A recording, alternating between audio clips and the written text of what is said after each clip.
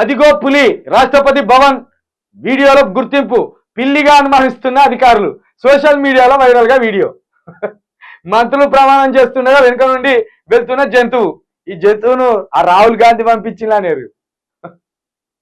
రాహుల్ గాంధీ పంపించిందేమో ఇగో మా ప్రమాణ స్వీకారాన్ని డిస్టర్బ్ చేయడానికి రాహుల్ గాంధీ పులిని పంపించిండా కాదా.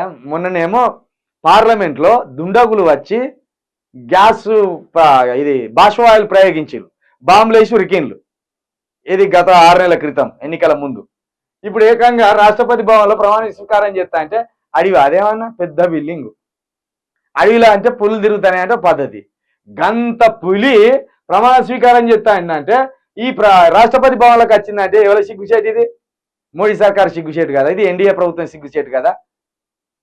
పులుల నుండి మీ ప్రమాణ స్వీకారాన్ని రక్షించుకోలేకపోతాను, ప్రజలను రక్షిస్తారా మీరు దొంగల నుండి, దోపిడీదారుల నుండి?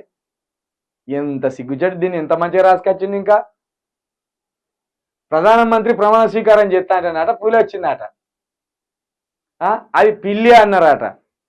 పిల్లులు ఎందుకు వస్తున్నాయి రాష్ట్రపతి భవన్లకు?